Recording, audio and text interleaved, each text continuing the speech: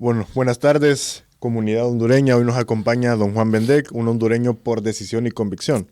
Él es empresario, visionario, promotor de la identidad nacional y ha dejado una huella en la empresa privada, en la vida comunitaria y en la cultura a través de los proyectos en búsqueda de resaltar lo mejor de Honduras, que también vamos a hablar de algo que él tiene más adelante. Con su cámara ha recorrido el país como observador, atento, registrando paisajes, rostros e historias que inspiran. Él es un referente para hablar de la construcción, progreso y amar profundamente esta tierra. Un saludo a don Juan Bendec, un gusto tenerlo acá. Gracias, Harold. Un placer y qué honor el mío compartir con ustedes los jóvenes de hoy que son prácticamente quienes inician la carrera del futuro. Y después de aquella plática que habíamos sostenido cuando ustedes me visitaron, yo quedé pensando, dije yo, viene relevo. Hay momentos en que uno tiene que entender que ya va para viejo. Ajá. Y tiene que ir dejando el espacio, el lugar para esta gente joven. Y yo creo que ustedes son los que realmente van a ocupar todos esos puestos que nosotros tenemos hoy, ¿verdad? Ojalá que sí, hermano. Es que así va a ser. Cuando hay un emprendedor, cuando hay una persona que hace las cosas con convicción, esa persona al final termina con éxito. Teniendo éxito, exactamente. Fíjese, don Juan, que nosotros vimos un PDF, vimos un papelón de su historia. Entonces nosotros nos resaltó un poco que no pareciera, pero usted también nos dimos cuenta que es nacido en Palestina. Sí.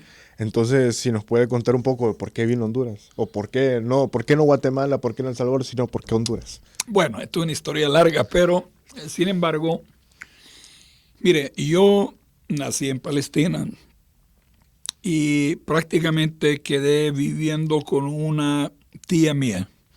Mi familia ya habían migrado y habían venido a vivir aquí en Honduras. Estaban en la ciudad del Progreso. Mi madre, mis primos y toda la familia. Yo me quedé allí porque querían que yo me educara en los colegios de allá.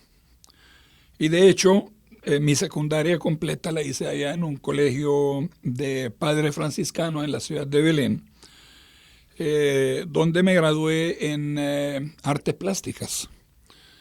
Lógico, mi intención no era seguir viviendo toda la vida allá, pero estaba cómodo, un idioma árabe, había aprendido el inglés, porque ahí es obligatorio aprender el idioma inglés. Después hay un tercer idioma que para mí, pues yo había escogido el francés. Resulta que en el año 1967 se da la guerra entre los árabes y los judíos con Israel. Israel entra a la parte palestina que era de Belén, Jerusalén del Este, Hebrón, Jericó y toda esta zona, queda en manos de Israel. Yo estuve, mi familia muy preocupada, muy afligida, porque decían, tenía apenas 17 años. Entonces me mandaron a traer. Y me mandaron a traer aquí prácticamente con la idea mía era venir a estar con la familia un cierto tiempo, 3, 4, 5 meses, y luego continuar mis estudios de arquitectura. Quería continuar mis estudios de arquitectura en Estados Unidos. Entonces vine a dar aquí. Me enamoré de Honduras, me enamoré de las mujeres de Honduras, del paisaje de Honduras y de todo. Y definitivamente me quedé, inicialmente contra mi voluntad, porque es muy difícil para alguien que venga desde el Medio Oriente, de una cultura radicalmente diferente, distinta a la que se vive aquí, y no hablar el idioma. Yo hablaba el árabe perfectamente bien, el inglés perfectamente bien, el francés pues ya, me atrevo a decir, teníamos un 50%, habíamos avanzado mucho, pero el español para mí era una lengua totalmente desconocida. La suerte es que el francés es bastante parecido al español, con la única diferencia que el francés se pronuncia de una manera y el español es mucho más práctico. En la medida que iba aprendiendo y haciendo amistades, ya me fui enamorando. Y cuando tengo mi primera novia, dije, no, aquí ya me amarraron, me quedé ahí en la ciudad de Prueba. Esa es parte de mi historia cuando yo e ingreso aquí a Honduras. Fíjese, don Juan, que yo he escuchado una anécdota que es como una historia, tal vez algo que cambia bastante, que hablan bastante sobre esa migración de Palestina hacia el país. No sé, la verdad creo que tengo un poco de ignorancia en ese sentido, pero como que hay un impacto entre el paisaje de Palestina contra el paisaje que hay acá por lo de los bosques. Totalmente, totalmente. Mire, y aquí sí voy a tratar de ser, hasta donde sea posible, bastante breve. Cuando yo llego a San Pedro Sula, en el aeropuerto en ese entonces, 1967, era una galera, no había ni terminal. Mis familiares, mis primos, mi madre, todos van al aeropuerto a recibirme y habían varios carros, habían un camión pequeño y otro carro, pero había un carro negro y me dicen, los parientes me dicen, ¿cuál carro de estos te quieres ir para Progreso? Pues en el negro. Me monto en el negro, el que iba manejando el carro negro es cuñado de mi primo, hablaba perfectamente bien el inglés y por eso es que me fui con él. Y cuando vamos camino hacia el Progreso, le digo, qué bonito carro es este. Sí, este es el carro de la funeraria que nosotros utilizamos para llevar los muertos al cementerio. Pues dije, qué entrada más triunfal la que tengo, vengo entrando aquí al país en un carro funerario, ¿va? Pero en la medida que íbamos avanzando, yo quedaba viendo la montaña al fondo de Progreso, verde aquella cordillera majestuosa. Yo decía, pero es que en mi país de origen, Palestina, lo que teníamos era un desierto. Usted puede viajar entre Jerusalén y Jericó horas y usted no va a encontrar ni siquiera un arbusto. Va a haber lomas, montañas, pero todo aquello color café, no hay nada, no hay vegetación. Cuando vamos pasando sobre el río Ulúa, quedo viendo el río y le digo, el río está bastante lleno. No, me dice, está vacío. Aquí cuando llueve en época de lluvia, aquí este río se desborda y se inunda toda la zona. Yo quedaba viendo, decía, si el río Jordán, donde bautizaron a Cristo, es un chorro de agua, es un riachuelo comparado con el río Ulúa, este es un país que tiene todo. Le digo, ¿le puedo hacer una pregunta? Sí, me dice. ¿Por qué este país es pobre, teniendo tanta riqueza? Esa fue la primera pregunta que yo hice. Y él me volteó a ver y se rió. Por la corrupción. Y desde entonces creo que seguimos con esta bendita corrupción, acabando con los recursos del país. Entonces, cuando yo hago esa relación, es más, usé una frase que me da pena de repente repetirla, pero sí yo creo que es necesario decir las cosas decirlas tal y como son. En mis adentros decía yo, es que estos pendejos no saben lo que tienen. Esa fue mi expresión.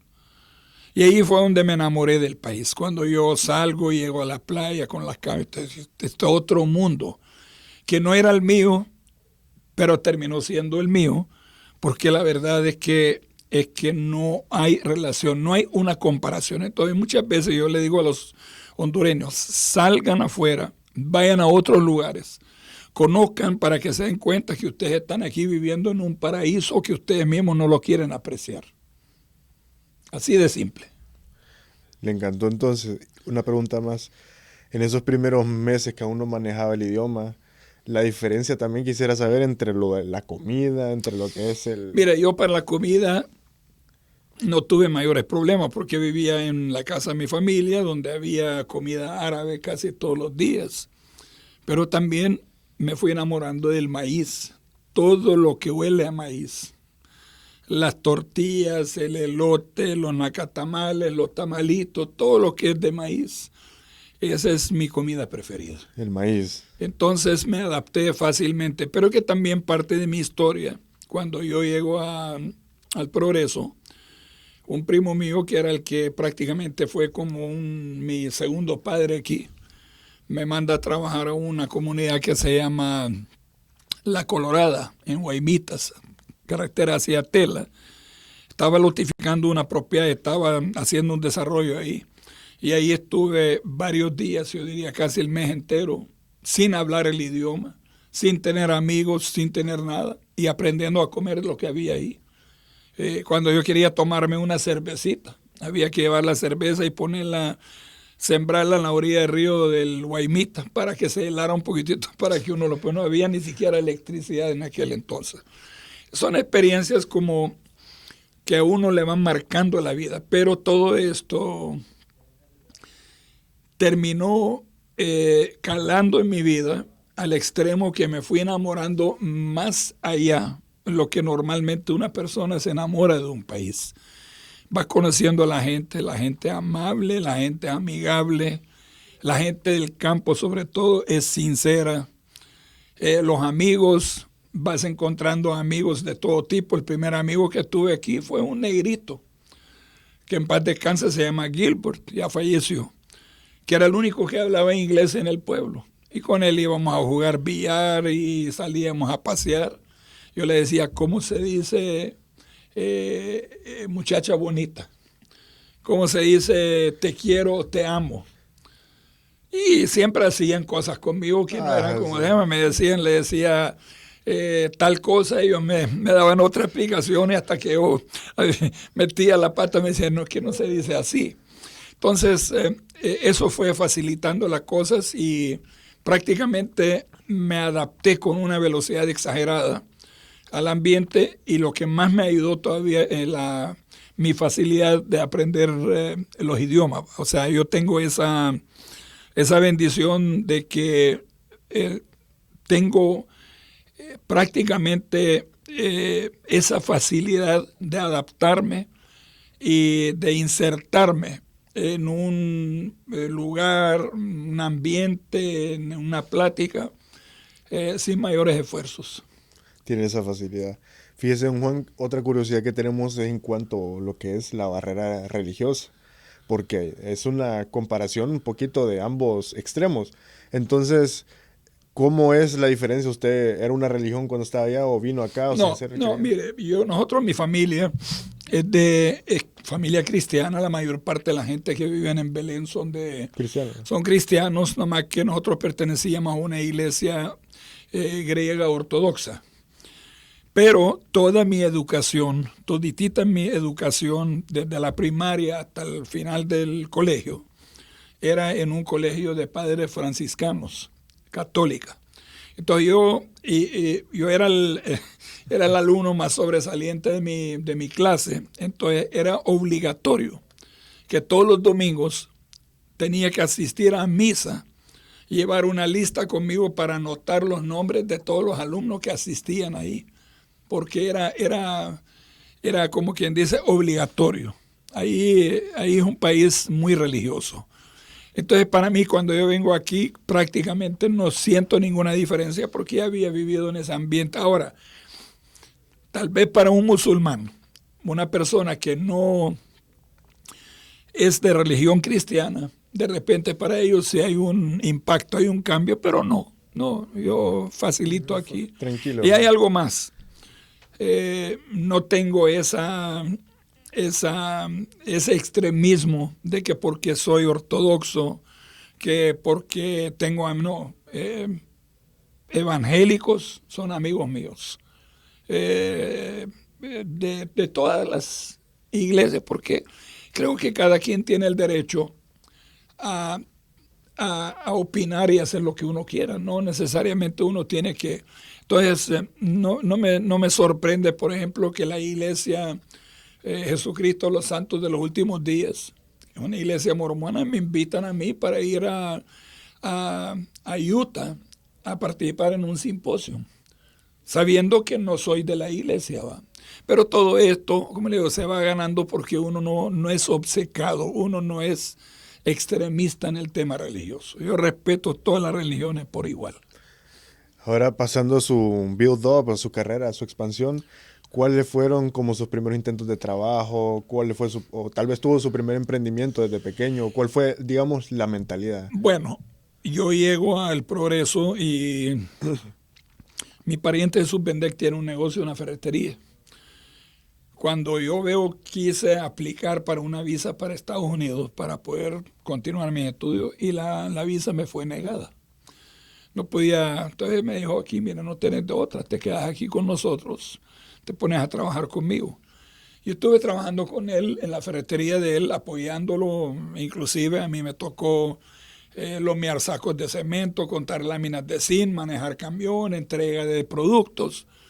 Y vendía, y cuando él inclusive salía de viaje con su familia, con su esposa y sus hijos, yo me quedaba a cargo de todo lo que es el negocio de él.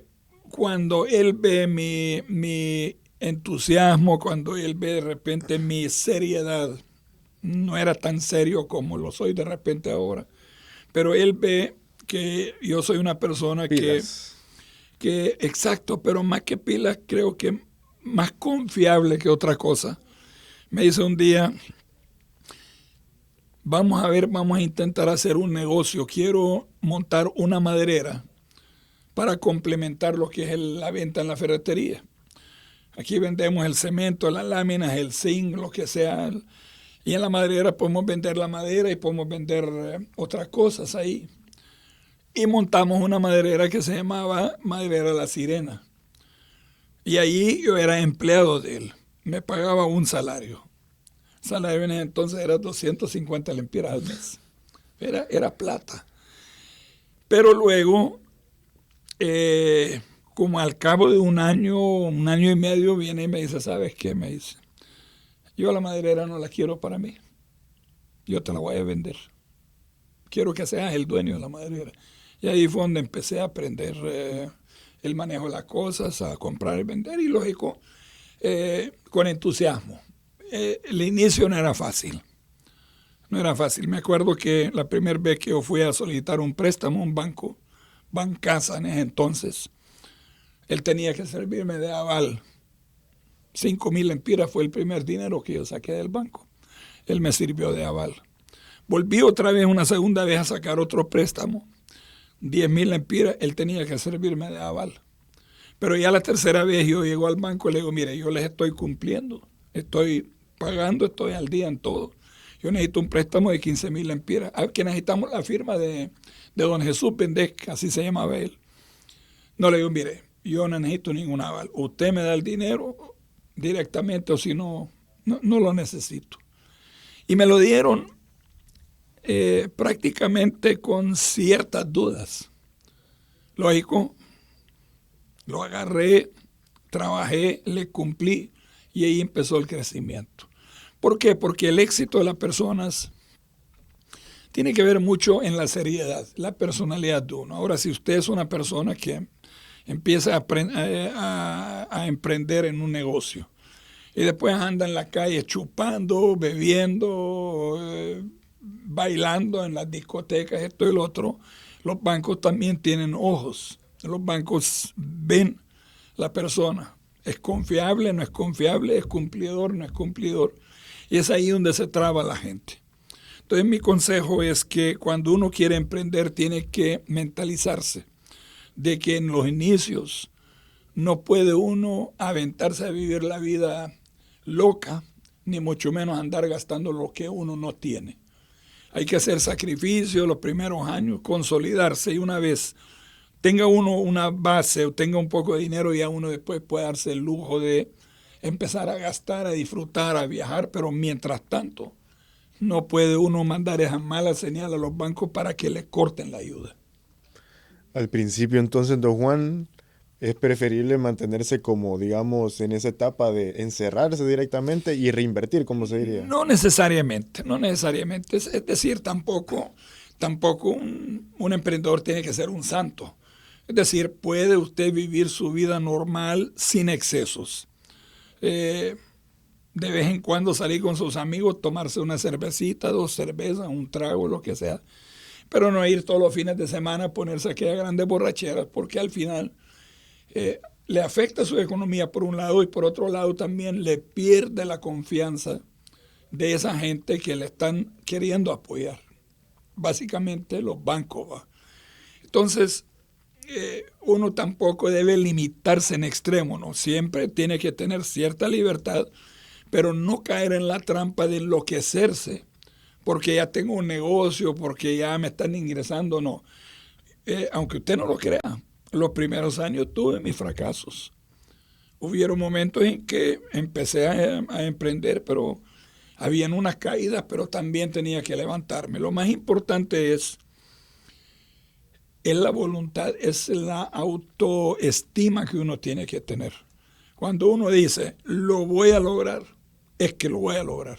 Convicción. O por capricho, o por terquedad, o por convicción, o simple y sencillamente porque hay algo que te obligue. Como que, por ejemplo, que la gente está hablando mal de uno. O que digan que esto no sirve. En el caso mío, y hasta hoy lo voy a confesar por primera vez, yo andaba de novio con una muchacha de origen árabe. Pero los padres de ella pensaban que yo estaba con ella porque yo andaba detrás de ella por su dinero. Decían, este turco, como nosotros nos dicen ahí, este es lo que anda buscando es tu pisto. Porque yo era un perfecto acabado. Y hubo un momento en que, para evitar que esta muchacha, que ella siguiera conmigo, la montaron en un avión y la mandaron para Estados Unidos a un internado. Esto para mí fue algo que, lejos de afectarme, más bien me motivó. Hubo un momento que dije, les voy a demostrar que yo no necesito ni del dinero de ella ni del dinero de sus padres. Les voy a demostrar que yo puedo y que yo soy una persona seria y responsable. Y da la casualidad que muchos años después yo terminé juramentando a los papás de ella de socios del Club Rotario en Progreso, siendo yo presidente del Club Rotario. Entonces, todas esas cosas tienen que ver. Entonces, ahí es el capricho, es la terquedad, es el honor. Cuando te tocan lo más elemental que es tu ego, llega un momento que dices, no, yo les voy a demostrar que yo soy yo y que yo puedo. Pero también hay que saberlo hacer sin caer en la trampa de ser excesivo en las reacciones. Pasó lo que pasó, ya pasó. Afortunadamente seguimos siendo amigos. Ella es una señora ya de edad y todo esto. Buenos amigos somos. Pero fue una lección, fue una bofetada para mí que prácticamente me despertó. Me decía, bueno, yo no ando con ella, detrás de ella por dinero. Yo porque de repente la quiero. Y entonces vienen estas cosas y le causan una herida a uno, lastiman el ego de uno. Entonces la reacción es una mezcla de querer alcanzar el éxito, de querer superarse en la vida, pero también vamos a demostrarle a esta gente que yo puedo. Piensa que usted es algo más de mentalidad, o sea, ¿qué diferencia notaría usted? Digamos, hay un libro bien famoso que creo que mucha gente ha leído, pero tal vez no queda del todo claro. No, el famoso Padre Rico, Padre Pobre. Padre Rico, Padre Pobre. ¿Usted diría que por lo menos en la cultura, tal vez en la mentalidad hondureña, habría algún tipo de, digamos, mentalidad en base a la diferencia que son los que tienen dinero y los que no? Sí. Mire, todo depende del lugar donde uno crece, donde uno se desarrolla. Yo no quisiera tocar este tema así de manera bastante abierta, pero hay padres de familia que tienen demasiada plata o tienen mucha plata, que lejos de inculcar en sus hijos la humildad, la lucha, el trabajo, sobre todo el saber tratar las demás personas, los terminan enfermando. Terminan siendo hijos de papá y mamá. Terminan siendo gente que más bien son ofensivos a las demás personas. Gente arrogante con dinero. Exactamente. Pero usted va a encontrar un hijo de un pobre, bien educado, con modales, con principios, con educación, con hogar, humilde, pero tiene ese deseo de superarse y lo está haciendo de manera correcta y va ganando los espacios peldaño por peldaño. Y el otro que tiene mucho dinero, lejos de caer bien o contar con la simpatía de la gente, más bien lo que va logrando con el tiempo es rechazo. Entonces ahí tiene que ver mucho el origen, no el hijo propiamente, sino el hogar donde viene, el padre, la madre, que inculcan en los hijos los buenos modales. Yo conozco gente en Tegucigalpa de nuestra raza que cuando uno platica con ellos parece que son bajados del cielo, le hablan a uno así de lado, como quien dice, ahí está Chuma, ¿quién es? Va? En cambio, usted viene aquí a la costa norte y se da cuenta que la gente en San Pedro es mucho más campechana. Y en la medida que usted va para los pueblitos, va para El Progreso, va para Tela, va para Urraco, cualquier lugar de esto, la gente es definitivamente mucho más comunicativa y mucho más conectada con la población. Entonces, el aislarse, solo porque tengo pisto, porque mi papá es rico, mi papá maneja el banco tal o que tiene las empresas tal, eso lejos de ayudarles en la vida, más bien termina siendo un estorbo. Pierden el respeto a la gente y sobre todo pierden las grandes oportunidades de poder comunicarse con la gente que les puede hacer el favor de hacerse todavía más ricos. No sé si usted me está entendiendo más o menos. Esa falta de educación más que todo es la que, digamos, esa capacidad de trabajar, digamos, de cierta manera. Porque hay mucha gente cómoda que tiene mucho dinero, diría usted, y que por la falta de trabajo, por falta de valor al dinero, saben derrochar más que trabajarlo en sí. Y que no les cuesta. No les cuesta. Y cuando a usted no les cuesta el dinero, usted sabe que todo es fácil. Yo le pido a mi papá y mi mamá, y hay muchachos aquí, muchachitos, en los colegios de secundaria en San Pedro, ciertos colegios, bilingües por cierto, donde los hijos llegan con una tarjeta de crédito y le dan una licencia, inventan hasta la edad para que ande manejando carros cuando ni siquiera han llegado a los 18 años. Entonces, ¿qué es lo que están haciendo? Están arruinando a esta gente, están arruinando a sus hijos. Y tienen tanto dinero en exceso que terminan cayendo en algo mucho más grave, que son las drogas.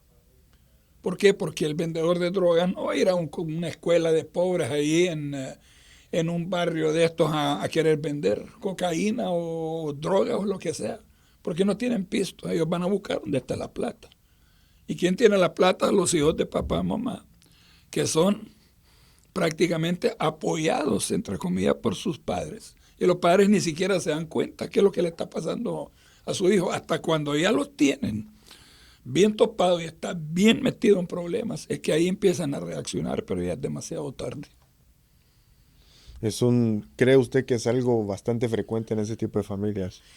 Fíjese que lamentablemente, primero yo no pensaba que era así, pero últimamente cuando platico con mis amigos y escucho comentarios y pláticas ahí, me estoy dando cuenta que nuestra sociedad, desafortunadamente, sobre todo en las ciudades grandes, empieza a caer en esa trampa, lo cual no es nada bueno para un país como el nuestro.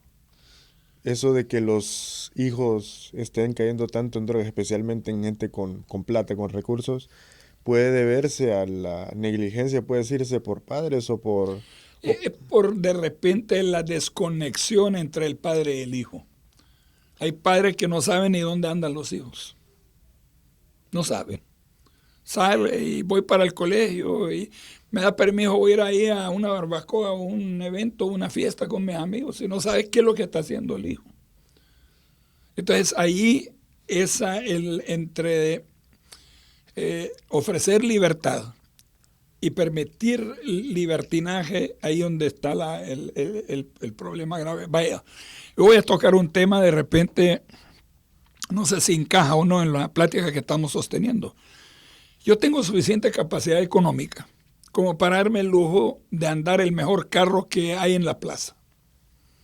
Puedo comprar un carrazo de lujo. Pero a veces me pongo a pensar, si ando un carro normal, común y corriente, como los carros que yo ando, que no son tampoco carros de tercera categoría, que son buenos carros, pero sin ese exceso de lujo, y ese carro me lleva a Tegucigalpa y me trae de regreso, un carro seguro y todo, ¿por qué voy a andar en un carro demasiado de lujo y andarlo paseando en los barrios pobres de mi ciudad del Progreso en este caso? y que la gente llega y quedan viendo el carro y uno piensa, hay mucha gente que piensa que el pueblo es un pueblo tonto. Hoy con las redes sociales, con el TikTok, con los celulares y todo esto, esos muchachitos de los barrios pobres saben exactamente cuánto puede valer hasta una Coronela, como le decimos, una Land Cruiser o cualquier otro carro. Y dicen, vale tantos dólares y en lempiras vale tanto. Entonces ir a pantallar y entrar en esos barrios donde esa gente a veces no tienen ni qué comer, no tienen zapatos para ponerse en los pies. Y empezar a sacar pecho para que la gente es una ofensa, es un insulto. Entonces yo prefiero llegar en mi carro humilde, bajarme del carro, platicar con la gente, charlar con ellos y regresar tranquilamente y la gente va a decir, qué buena gente esa persona o qué humilde es este señor. Y no lo hace uno, yo no ando buscando política ni posiciones, ni quiero ser alcalde, ni me interesa hacer nada. Pero hay hijos de papá y mamá, y a eso me refiero. En Tegucigalpa llegan con aquellos grandes carrazos a una colonia como la Villa Nueva en Tegucigalpa, donde solo hay pobreza y hay hasta delincuentes en algunas partes también. Entonces, prácticamente usted está provocando a esa gente. Usted le está diciendo, aquí estoy, les estoy llamando la atención. Si no tenían deseos de secuestrarlo, de quererlo, de extorsionarlo, solo viendo esto, es decir, este es el candidato que nosotros necesitamos, sin querer queriendo. Entonces, esa llamadita de atención yo siempre la he manifestado con mis compañeros empresarios. La Cámara, Harold, me llevó a conocer Honduras tal y como debe ser. Una cámara fotográfica, mucha gente, una cámara. La cámara es el ojo que uno anda cargando permanentemente, lo que usted no puede ver con sus ojos directamente. Una fotografía se lo puede revelar más tarde cuando usted llega a la casa y está viendo la fotografía en la pantalla del computador y todo. Y usted se da cuenta de detalles que sus ojos no pudieron ver en el instante que usted estuvo en el lugar. Entonces esa cámara te revela muchas cosas. La pobreza, las necesidades, la miseria muchas veces. A mí me tocó ser comisionado nacional de Copeco en el peor momento del país cuando estábamos en el huracán Mitch, inundados y posterior a esto en la post-recuperación del país. ¿Va? Y déjeme decirle algo, yo vi cuadros en este país que todavía me siguen impactando. La tristeza de ver gente durmiendo a la orilla de un río porque el río se llevó todas las casas de ellos, debajo de una capa, un nylon plástico, a la intemperie prácticamente. Y entonces es ahí donde uno empieza a reflexionar en qué país estamos. Y no lo estoy diciendo con el afán, como le digo aquí, no tengo ninguna pretensión. Lo siento y digo, esta gente merece mejor suerte, necesita mejor suerte. Entonces, todas esas cosas influyen mucho en la vida de uno. Y por eso el empresario, yo les decía, compren cámaras y salgan del escritorio de Tegucigalpa. Vayan a conocer la verdad de este país. Ese fue el mensaje que yo siempre dije. Cuando yo estuve de presidente del COEP, yo le decía, ¿saben qué? Usted lo único que necesitan es comprarse una cámara como la que ando, aunque sea de esas desechables, pero llévenla y salgan. Han habido presidentes del COEP, del Consejo Hondureño de la Empresa Privada, representando a todo el empresariado nacional, que nunca salieron de Tegucigalpa. ¿Cómo puede representar usted? Y una autocrítica, porque yo fui presidente del COEP, y se lo he dicho a ellos en la cara. Cuando usted representa al sector empresarial, usted no está representando solo a las grandes empresas, usted representa a aquel comerciante pequeño que está vendiendo chicles hasta en un parque.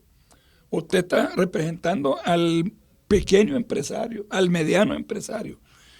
Y estar desde Tegucigalpa, desde un escritorio queriendo cambiar las cosas, usted no está logrando absolutamente nada. Salir, yo agarro mi cámara y ando y le digo que ha sido la bendición más grande de mi vida, el haber llegado a Tela en los primeros años, en los primeros días que llegué con mi cámara y a fotografiar los paisajes. Dije yo, aquí estoy en un paraíso que la gente, yo creo que ni se dan cuenta que es lo que hay aquí. Fíjese que don Juan, hablando un poquito sobre eso, así siguiendo un poco lo que es la carrera, su expansión, por ejemplo, decisiones críticas, hablando también lo del COEP, también hubo decisiones fuertes en espacios públicos como en Copeco, la ENEN, el COEP, tal vez una sala donde tuvo que tomar una decisión difícil y que había en la mesa, o cómo se sintió salir de ahí, como en algún momento en el COEP tuvo que haber tomado en Copeco una decisión fuerte. Mire, en la vida del empresario convertido en político o viceversa, aquí hay algo bien importante. Yo creo que usted me está tocando un punto que mucha gente no comprende. Cuando usted crece y nace dentro del ambiente, el ámbito empresarial, y de repente viene un amigo suyo, presidente de la República, como Carlos Flores, y me dice, usted, quiero que venga a trabajar conmigo en el gobierno, usted va a ser mi ministro asesor. Usted llega al gobierno con la ilusión de que usted va a poder hacer lo que usted quiera como lo ha hecho dentro de su empresa privada. En mi oficina, en mis negocios, yo le digo a mi secretaria, a mi asistente, haceme un cheque con este monto para pagar tal cosa queremos. Y me lo hace en el instante. Cuando yo llego a Copeco y pido un cheque para pagar para comprar llantas para los carros, que para empezar había que hacer una licitación, si no había una licitación había que buscar unas cotizaciones, buscar la cotización más barata para que nadie lo pueda criticar a uno. Y total, cuando usted hacía una cotización barata, te daban unas llantas hechas en la India que no servían para nada. Y las ponías a los camiones que andan en emergencia. Y a mitad de camino se estallaban las llantas. Entonces había que tomar decisiones y decir, voy a comprar esta llanta que es más cara, que me van a reparar, me van a cuestionar, pero yo necesito que mis vehículos de Copeco estén funcionando las 24 horas sin problema. Y a mí me tuvieron que llevar inclusive donde una abogada que era la fiscal anticorrupción, porque me cuestionaron una compra de unas llantas. Yo fui y me senté con ella. Por cierto, al principio tenía la cara así de parada ya. Y después de platicar conmigo como 15 minutos. ¿Sabe qué? Me dice, olvídese de esto, usted tiene toda la razón, váyase tranquilo, no hay nada. ¿Por qué? Porque había tomado una decisión de comprar lo correcto. Pero el problema no termina ahí. El problema comienza cuando usted le dice a la administración de Copeco, en este caso particular, necesito un cheque para pagar tal cosa. Mire, hay que esperar 18 o 20 días para que pudieran emitir un cheque. Entonces, ¿cómo puede funcionar una organización estatal, un ministerio, lo que sea, con esa lentitud? ¿Qué fue lo primero que hice? Era reunirme con el embajador Frank Almaguer, que por cierto fue un gran amigo mío antes de que llegara a ser embajador. Y le digo, necesito de tu ayuda en Copeco. Y lo primero que me dice, mire, dinero no tenemos. Así que no le estoy pidiendo dinero. ¿Sabe qué quiero? Necesito que usted me apoye con una empresa o alguna organización que vayan a hacer cambios administrativos en Copeco. Que le enseñen a la gente cómo funciona una cosa con rapidez, con agilidad y esto. Y fue cuando contrató una empresa auditora de aquí en San Pedro Sula, que fueron a estar con nosotros como 6 meses y cambiaron totalmente todo el sistema administrativo. Y al final, cuando vieron que todas las cosas iban marchando bien, nos compraron computadoras, impresoras, nos metieron el lomo como usted no tiene idea. Pero ¿era para qué? Era para agilizar y hacer que la institución sea efectiva. Y así fue. Entonces, se topa uno con estos problemas. Vengo de un mundo empresarial y entro en un mundo de gobierno radicalmente diferente. Es un choque. Pero uno con el tiempo se va a ir adaptando, poco a poco uno va cayendo en la trampa, uno dice, bueno, y que este no es mío, aquí estoy prestado, voy a estar 1 año, 2 años, 5 años y me voy. Entonces, ahí es donde empieza el problema del gobierno. Por eso que muchas veces las instituciones del gobierno andan mal, porque el que llega ahí no le importa. Y aquí estoy, mañana me van a echar, mañana viene otro gobierno y ya me voy. Entonces, ¿para qué me voy a preocupar? Eso puede ser uno de los casos por los cuales tal vez el gobierno tiene ese mal funcionamiento. Mire, los gobiernos mientras están metidos al tema político, que a las personas que están empleando en una institución la llevan ahí porque son simpatizantes o porque estuvieron pegando bien los afiches o porque gritaron más en las concentraciones, el país no avanza. El país se estanca. Yo cuando estuve en Copeco, entrevistaba a la gente. Habían 3 preguntas que nunca se las hacía. Nunca le pregunté a un empleado qué religión tiene. Nunca le pregunté a un empleado si era liberal, nacionalista o lo que sea. Y tampoco le preguntaba a esas personas su estado personal con su familia. Porque no era un tema mío. Lo que quería era efectividad. Y hubieron momentos que el profesor Pineda Ponce, siendo amigo del presidente Carlos Flores, era el presidente del Congreso, le iba a decir, mire, este Juan Vendée está empleando un montón de gente que no tiene que ver nada con el partido. Yo decía que yo no estoy contratando gente del partido, estoy contratando gente que me pueden ayudar a solventar los problemas. Al final terminaron respetando mis criterios, pero sí hay Harold, hay un choque entre lo que uno ha manejado toda su vida como empresario con esta nueva experiencia cuando usted se mete de empresario a administrar cuestiones públicas o de gobierno. Entonces uno se da cuenta que nunca es lo mismo. ¿Cómo, fíjese que hablando de su carrera tanto profesional como pública, cómo llegó de la empresa maderera? ¿Cómo fue su escalonada hasta llegar a lo que es hoy? ¿Cómo fue ese? Bueno, mire, esa es una historia larga, lógico, empiezo con la maderera, empezamos a crecer, luego se da la oportunidad de comprar una empresa de artesanías que era propiedad de la Iglesia Católica. Me la fueron a vender y empezamos a hacer los trabajos de IMAPRO, exportación de puertas talladas, de baúles y cosas así. Y fui poco a poco insertándome en los negocios. Hubo después una empresa que se llama Industria de Mallas y Metales, con el pariente mismo Jesús Vendée. Entramos una sociedad a fabricar alambre de púas, alambre de ciclón. Y así me fui metiendo poco a poco, hasta llegar donde estoy en la actualidad. Muchas de las cosas que he llegado a hacer han sido más por accidente que intencionalmente planificadas. Digamos el caso de Telepaís, que antes se llamaba Teleprogreso. Ese nació a raíz de la muerte de mi esposa, cuando ella falleció del dengue hemorrágico.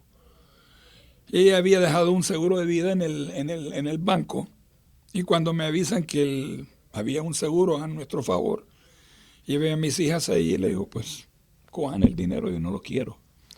Tampoco ellas lo quisieron agarrar. Y este dinero estuvo como 6, 7 meses que no hacíamos nada con él. Hasta el final le digo, ¿qué van a hacer con el dinero?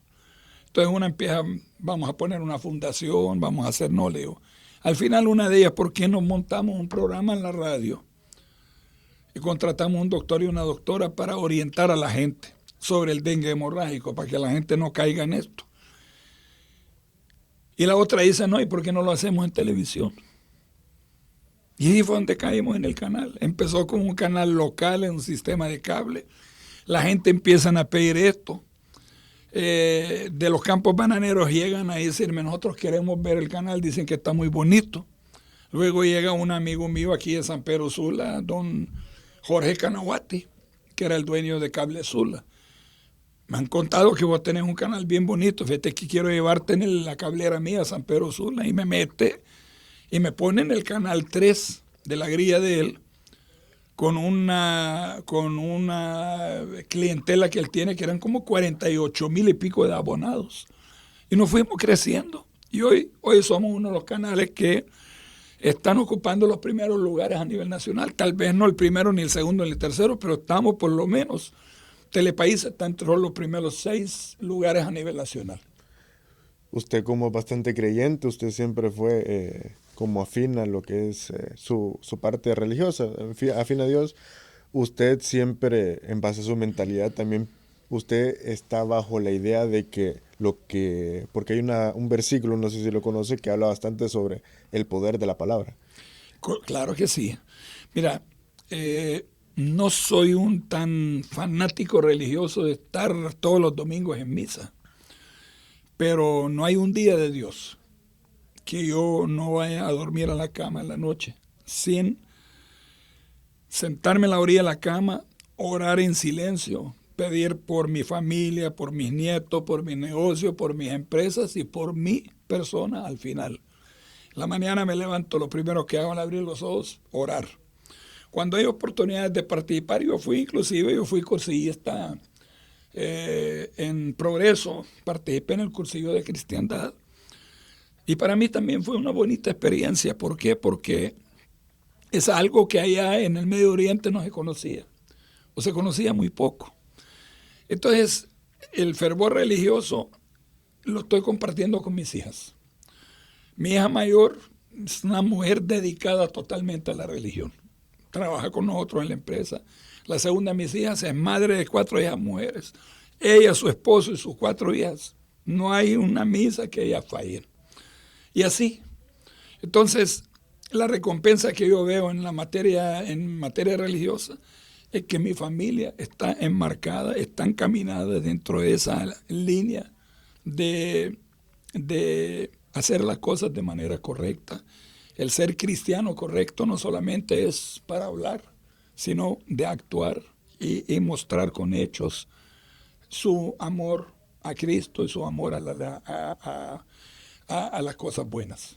Fíjese, don Juan, que hay un fenómeno que pasa muchas veces con gente que también tal vez tiene escasos recursos. Mucha gente piensa que el tener dinero o el tener cierta, digamos, solvencia económica es como para gente especial. Mucha gente piensa de que el hecho de que alguien tenga dinero es porque fue algún elegido de Dios o porque fue algo o porque lo vean algo tan inalcanzable. Por ejemplo, nosotros tuvimos un invitado en el episodio pasado que él era alguien que venía de una invasión. Él nació en una invasión y el hecho de que él soñaba con ser un empresario. Él pasó de maestro y esa fue su escala. Él pensaba que era imposible llegar a comprarse un carro nuevo, él pensaba que era imposible llegar a tener una moto, y cada vez que en su entorno le decían de que era como complicado o directamente le decían que estaba loco al pensar de que iba a poder tener dinero, lo miraban como bruto, como tonto, ¿no? Entonces, ¿cómo diría usted, qué mensaje diría usted a toda esa gente que tal vez piensa mal de esa manera? Mire, no hay ricos ni pobres. La riqueza no necesariamente tiene que estar en el billete, en el dinero. Hay otras riquezas que son mucho más valiosas que la riqueza económica, ¿va? Es tan importante tener dinero, pero saberlo administrar y hacerlo correctamente, porque a la larga el resultado es muy diferente a lo que mucha gente cree. Si, por ejemplo, si el dinero lo fuera todo, si el dinero nos trae felicidad, si el dinero nos trae comodidad y todo, porque si las trae también, el dinero jamás te va a traer felicidad. Te puede traer carro, te puede traer bicicleta, motocicleta, casa, viajes y todo el otro, pero felicidad nunca te va a traer. Cuando mi esposa estaba en el hospital, cuando cayó con el dengue hemorrágico, que se enfermó un día sábado y se me murió 3 días después, yo pensaba, porque Juan Bendek es una persona con recursos económicos, con dinero, yo había estado cualquier cantidad de presidentes de América Latina. Yo me codeaba con cualquier cantidad de gente por los cargos que yo llegué a tener. Yo pensaba que éramos intocables, que mi familia, porque teníamos pisto, dinero, el dengue hemorrágico no nos iba a tocar. Y hubo un momento en que yo estoy a las 10 de la noche platicando con el doctor en el Hospital del Valle, aquí en San Pedro Sula. Y le decía, doctor, ¿cómo está la cuestión? Mira, don Juan, me dice, aquí hemos hecho lo que hemos podido. Ya no podemos hacer más. Le digo, si usted necesita un avión, ambulancia, o lo que sea para llevar a mi esposa, no, me dice que no se trata de avión, ambulancia. Es más, vaya donde ella está en cuidados intensivos, vaya a despedirse de ella. Ella se está muriendo. Entonces te das cuenta que todo eso que yo había vivido era plástico. Era una fantasía que me rodeaba. Yo me reunía con el presidente Menem de Argentina, los dos, así como estamos aquí los dos, con el presidente Frei de Chile, con el Fidel Castro en Isla Margarita, con el rey Juan Carlos, con todos los presidentes de Centroamérica, con Bill Clinton y la esposa de él, invitados míos en el Hotel Herradura, en San José, Costa Rica, con 4 presidentes de Centroamérica. Yo era el anfitrión porque era el presidente de FEDEPRICAP, que era la cúpula empresarial de Centroamérica, Panamá, Belice y la Dominicana. Yo decía, aquí soy intocable. Y vengo a darme cuenta en un segundito, en un minuto, cuando el doctor me dice, vaya, despídese de su esposa. No recuerdo que yo había temblado en mis piernas en mi vida entera. En ese momentito me temblaba todo el cuerpo. Y fue una bofetada tan grande que me vino a despertar, me hizo entender que el pisto no lo es todo. Si hubiera sido por dinero, mi esposa estaría viviendo. Entonces hay mucha gente que confunde en esto. Entonces, a lo que quiero llegar, el tener o no tener no te va a dar felicidad ni te va a hacer mucho más eficiente. Hay pobres que salen desde abajo, luchan, llegan y crecen por mérito propio. Lo único que yo le digo a esta gente, no se vayan a enamorar del dinero. No vayan a terminar siendo esclavos del dinero. El dinero es bonito, sépanlo utilizar, sépanlo gastar, sepan manejarlo, pero no se conviertan ustedes en esclavos de ese dinero. Y a los ricos es igual. No se enfermen porque solo tienen dinero. No menosprecien a las personas que están alrededor de ustedes. No volteen a ver a la gente como chusma, como miseria. Traten de ser un poco más humanos. ¿Pero por qué llega todo esto? Porque tuve que soportar ese golpe, esa bofetada que me despertó en cuestión de segundos. Yo decía, no podía creer que mi esposa estaba muriendo. Yo decía, con el pito que tengo, vamos a salvarle la vida. No hubo tal salvación. Entonces, el dinero, el manejar, el saber manejar el dinero, también es un arte. Siempre y cuando la persona que lo está haciendo esté consciente de lo que está haciendo. Ahora, si usted se enloquece con el dinero, hay gente que, conozco un montón de gente que ganaron la Lotería Nacional, millones, y a los 2 años andaban en la calle otra vez. Porque se enloquecieron, agarran el dinero y empiezan a que lo quiera, a gastar y a hacer esto y lo otro. Entonces, todo hay que saberlo manejar. Pobres no hay, ni ricos hay. Lo que hay, tampoco hay lo que mucha gente dice que este tipo nació con una estrella, con mucha suerte. No hay tales estrellas. El éxito de los países asiáticos no es cuestión de suerte, es cuestión de constancia, de trabajo, de educación y de disciplina. Lo mismo ocurre con las personas. Entonces, que el fulanito, no, que este fregado desde que nació con una estrella. No hay tal estrella. Hay que reconocer que esa persona ha trabajado y ha logrado. Puede ser que hayan tenido alguna oportunidad de alguien que les ayude, pero no es así como mucha gente piensa, que la suerte te va a traer todo. Mientras estás sentado, ninguna suerte te va a llegar. Sí, porque hay casos de bastantes familias que han tenido bastante dinero de generaciones y que no lo han sabido administrar y alguno de los herederos se acaba todo el dinero. Aquí en San Pedro Sula hay varias empresas que cuando yo las conocí eran las más grandes a nivel nacional. Hoy no existen, desaparecieron, porque la siguiente generación terminó acabando con todo. Bastantes de las empresas como por ejemplo, yo he escuchado bastante sobre una empresa que era bastante conocida. Creo que pasamos bastante por una casa que está ahí en la primera calle, en la de los próceres, que es la casa de don Jorge J. Larache, que me comentan bastante mis abuelos, mis tías, de que era una empresa así como lo que hoy es la Mundial, que era bastante grande y que pasaba el señor en el escritorio, pasaba y atendía a la gente. Sentado en el escritorio en la Tercera Avenida, en el almacén más grande de Honduras, Jorge J. Larache, en San Pedro Sula. No quisiera tocar este tema así de manera abierta.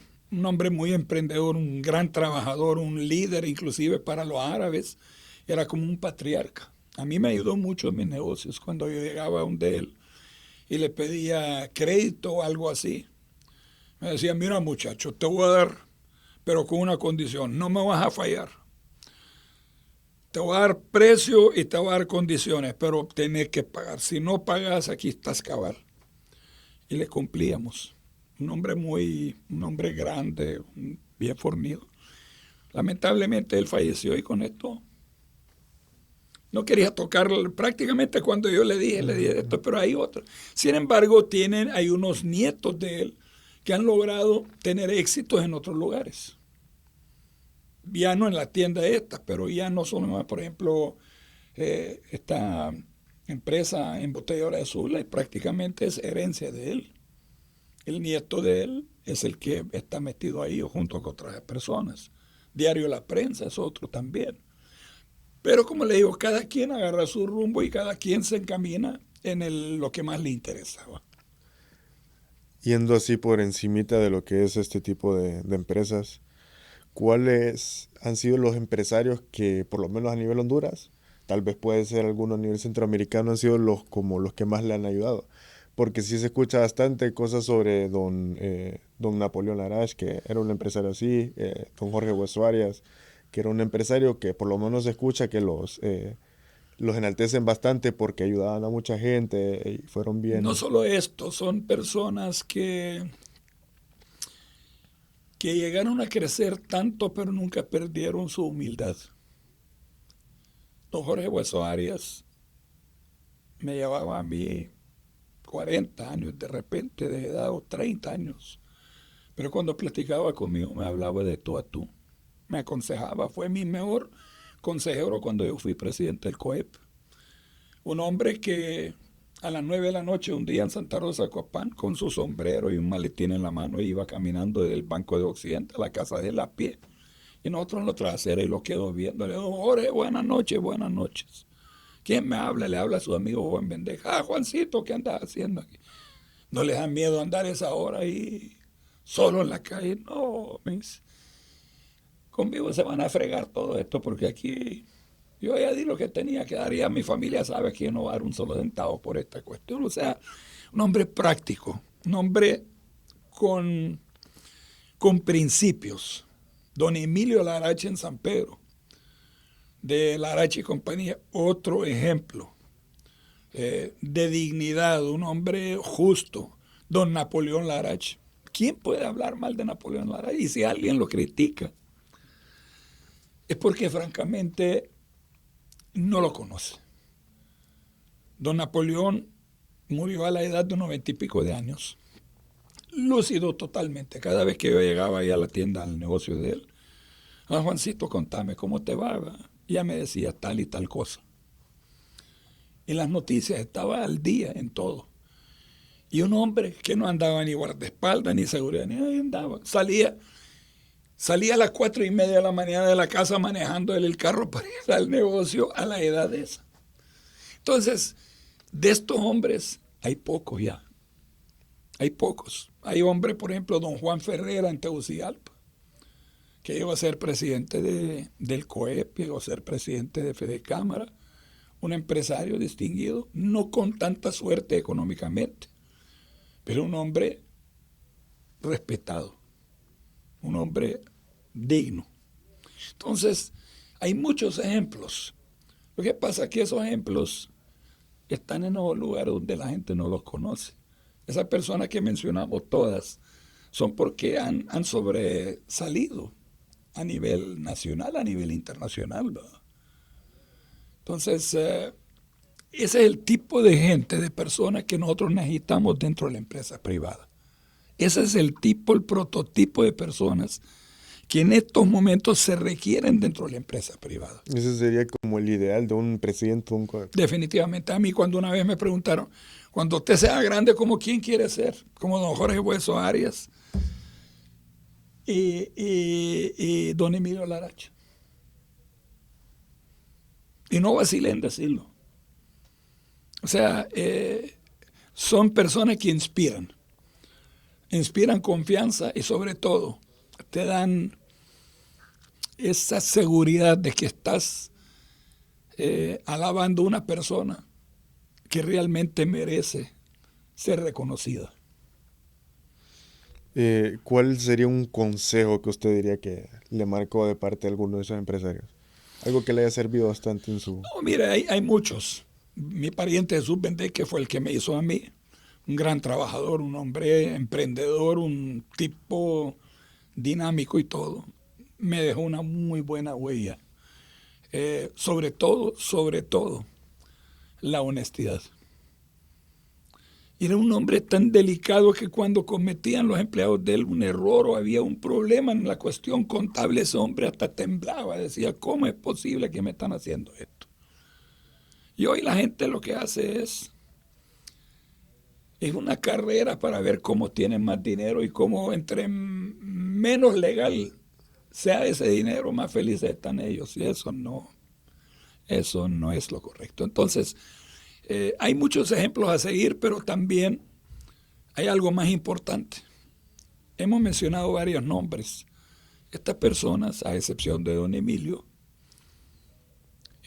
todas ya están muertas, ya no existen. Entonces se necesita un relevo, se necesita una nueva generación que pueda representar esa parte buena del sector empresarial.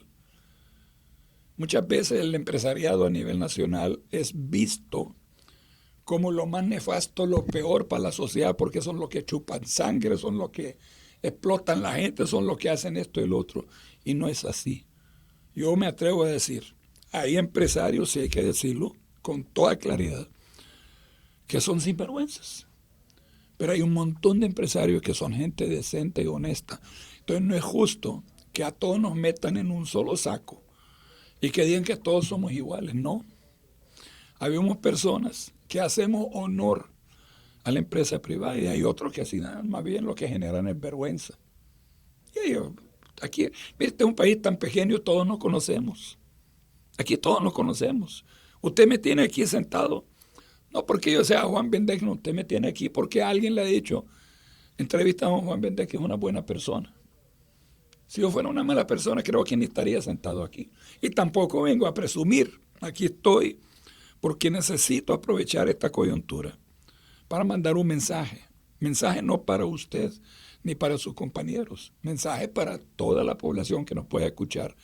Este es un país bendecido, este es un país lindo, este es un país que muchos otros quisieran estar en las condiciones que nosotros tenemos. Lamentablemente, este país está empobrecido, no es pobre, lo tienen empobrecido y necesita que su gente lo rescate, necesitan que su gente lo saque adelante y que todo el mundo pueda vivir bien. No es posible que en un país como Honduras, con 9 millones de habitantes, haya gente pobre.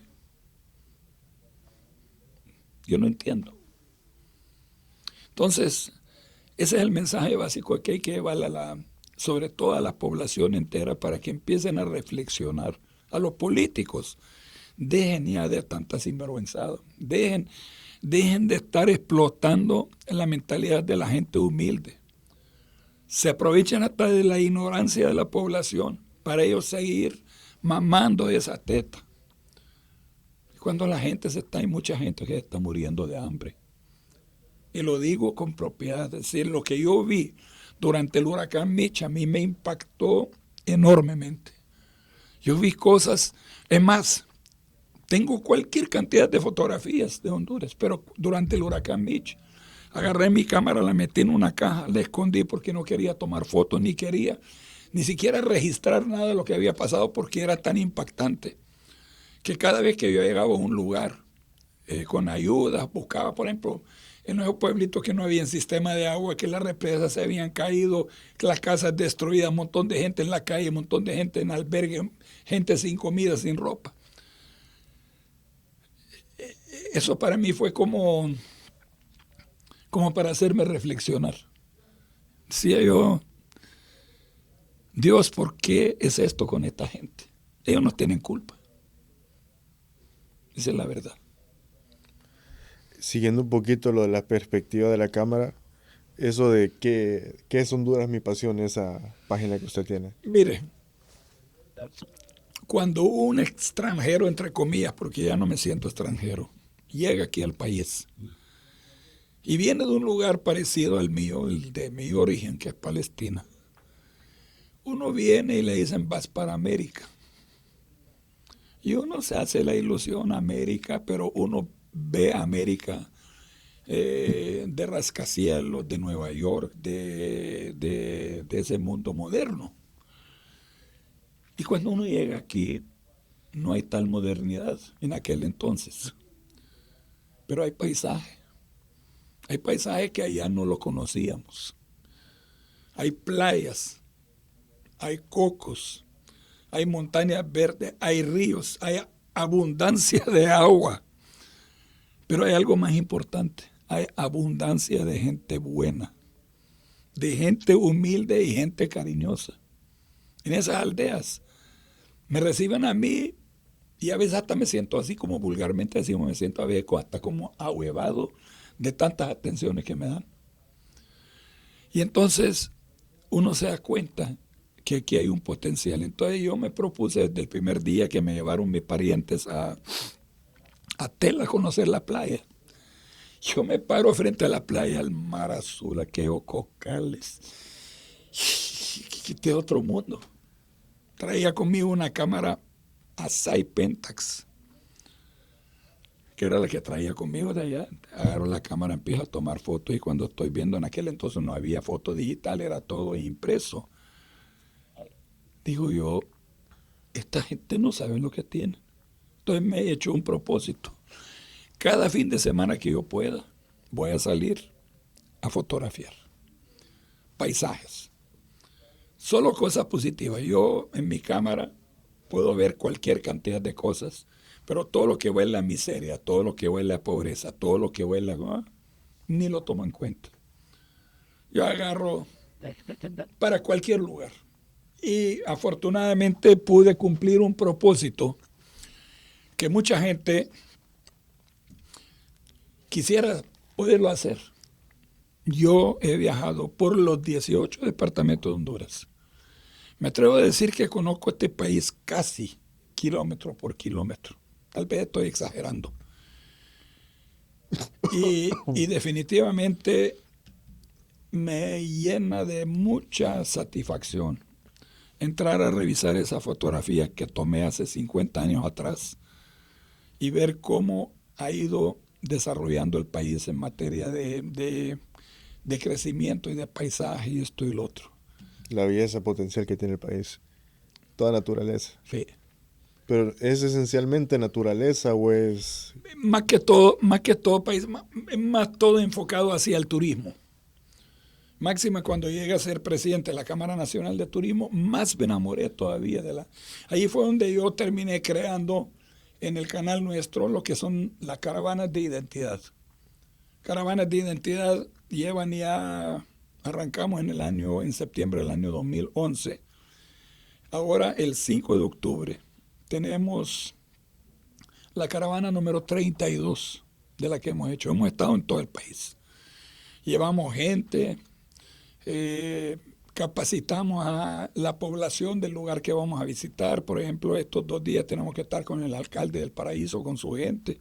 Capacitamos a los emprendedores, llevamos una universidad aliada nuestra y que participa en preparar a la gente, las emprendedoras, los mototaxistas, los estudiantes del colegio. Preparamos la población para que puedan recibir el turismo. Y ese día, por ejemplo, el caso del 5 de octubre, yo calculo que mínimamente vamos a estar llevando entre 7.500 a 8.000 personas a ese lugar. ¿Qué es lo que hacemos? La gente, los emprendedores venden productos, venden comida, venden lechuga, venden miel, venden café, venden de todo. Entonces es un ingreso. Pero sobre todo, animamos a la gente para que este evento no solamente sea una vez, que todos los fines de semana se conviertan en un destino turístico para esa comunidad. Y gracias a Dios lo hemos logrado en un montón de lugares, montón de lugares. Ahorita hace poco estuvimos en Dulce Nombre de Copán, un éxito total. El tercer año de la caravana, el alcalde dinámico levantó, todos los años celebran esto y la gente, todo el mundo tiene un ingreso. Aparte que es un lugar nuevo para conocer a los que van en la caravana. Exactamente. Es un momento como para generar ingresos a la comunidad. Exacto. Y vamos, definitivamente no buscamos ciudades grandes. Tratamos de evitar hasta donde sea posible. ¿Para qué voy a llevar la gente a Copán? Si ya la gente, todo el mundo sabe dónde es Copán. Las ruinas de Copán. Yo los llevo a Corquín, por ejemplo. Los llevo al Paraíso, los llevo a Iuscarán, a Cedro, San Francisco Morazán, a San Nicolás Santa Bárbara, a San Nicolás Copán. O sea, hemos andado en Iuscarán, hemos andado en 32, en 31 ciudades, ahorita vamos con la número 32. Y la gente encantada. Hay un montón de gente que dicen, yo no puedo ir solo a Iuscarán porque no conozco. Y me da miedo andar en esa carretera a saber si me van a asaltar o me puede pasar algo. Cuando vamos en la caravana, como van el montón de carros y buses, y llevamos, la policía nos acompaña para él, la Cruz Roja, los bomberos, a veces hasta mecánicos van con nosotros. Entonces la gente agarra su carro, el que no quiere en un bus, lleva a su familia en su carro, ahí va en medio. Entonces cualquier cosa que le pase, cualquier percance de perfecto mecánico o algo así, ahí nomás todo el mundo le ayuda. Disfrutan el día, comen con la familia y regresan felices de la vida. Es una manera de vender Honduras a los hondureños, no a los extranjeros. ¿Por qué? Porque para amar Honduras, hay una frase, para amar Honduras hay que conocerla. Hay mucha gente que está en el país y no conoce el país, que son hondureños y no conocen lo que tienen. Sí. Hay un montón de gente que no saben inclusive dónde queda un lugar cuando uno lo menciona. Y no digamos la Mosquitia, donde hay cualquier cantidad de lugares que si fuéramos otro país, fueran el destino turístico más apetecido del mundo. Huamposirpe, Aguas, Brus Laguna, Palacios, todos esos lugares. Mire, usted va una vez ahí, usted se enamora, usted no se quiere venir de regreso. O después llega y dice, no, yo voy a volver. El caso del Paraíso Copán. Tenía años de no ir allá, había estado ahí cuando el Paraíso era una aldea. Ahora que regreso, tenía su famita, porque usted sabe que ahí estuvo el Chapo Guzmán, y decían que está lleno de narcotraficantes y todo, pero yo me encuentro con un padre de la Iglesia Católica, amigo mío, el padre Navarro, Germán Navarro, que es el cura párroco de ahí, que lo conocí en Dulce Nombre de Copán. Y se había ido. Y de repente un día de esto lo encuentro en Cibatepeque, en Granja Delia. Padre, le digo, ¿usted qué se ha hecho? Ya no lo veo. Es que me mandaron, ahorita soy el cura párroco de El Paraíso Copán. ¿A dónde? Le digo, El Paraíso. Le digo, no lo pudieron mandar a un mejor lugar. No, me dice, mira qué bonito.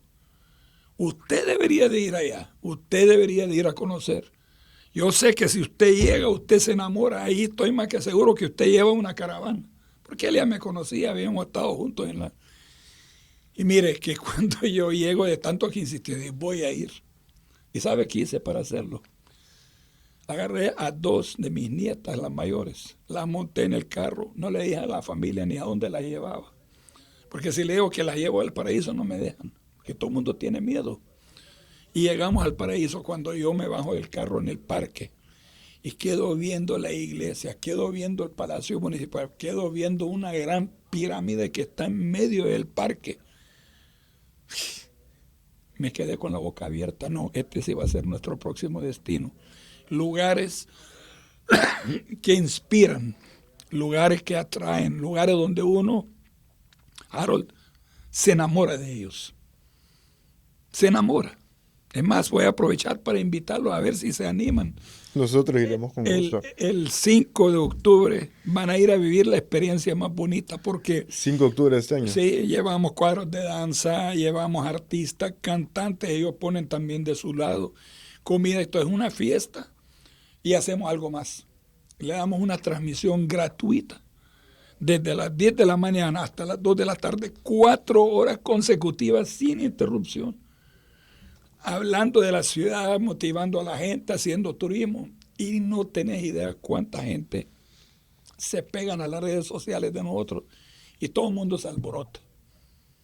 La invitación queda abierta a usted, todos sus compañeros, bienvenidos. Vamos a hablarlo para que Un también carro haciéndole un poquito de promoción a la No, caravana. ustedes se unen a la caravana en un carro particular de ustedes. Ahí, por ejemplo, mire, tenemos buses saliendo de Tela, tenemos buses saliendo de San Pedro Sula, tenemos buses saliendo de Progreso, tenemos buses saliendo de Lloro, tenemos buses saliendo de Santa Bárbara, tenemos buses saliendo de San Antonio Cortés, confirmados hasta ahorita.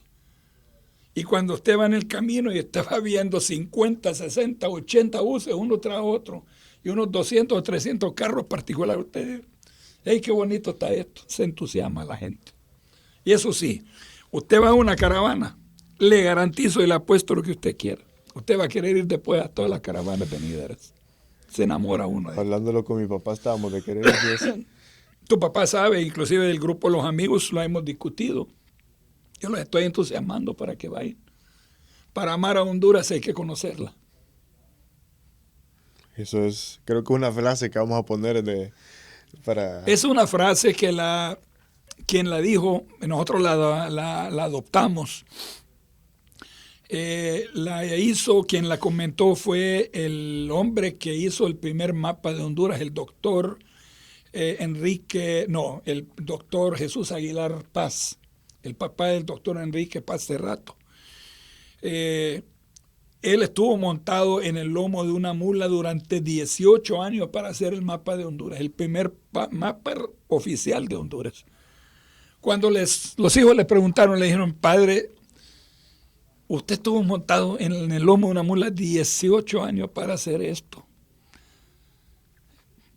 ¿Usted cree que valió la pena esto? Y él solo le contestó con esa frase. Para amar a Honduras hay que conocerla.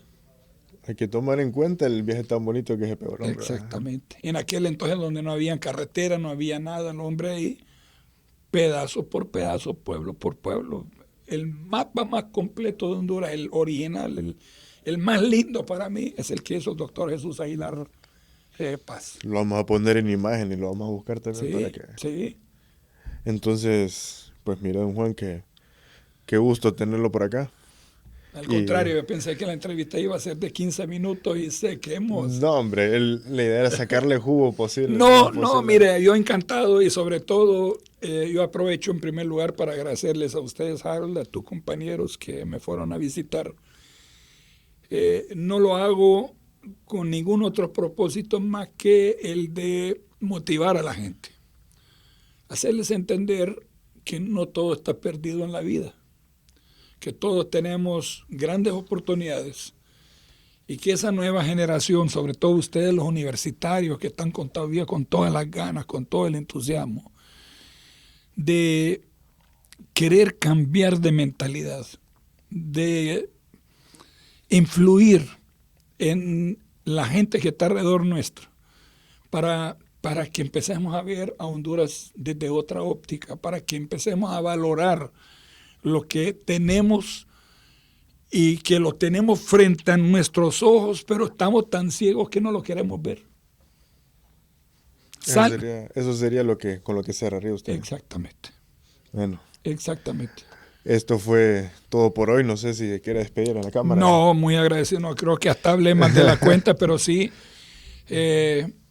agradecerles esa gran oportunidad. Feliz de la vida de estar compartiendo con ustedes. Si estamos a la orden, cualquier cosa, me encantaría que un día de estos se animaran ustedes llegar a nuestras instalaciones, no aquí en San Pedro, sino en el Progreso, el grupito, para sentarnos a platicar, hacer una rueda y expresar los resultados que ustedes están teniendo con esas entrevistas. Porque no solamente hay que grabar y difundir al invitado, sino también es necesario que ustedes tengan esa oportunidad de decir, hemos aprendido, hemos logrado tal cosa, tuvimos a fulano y al otro y el otro.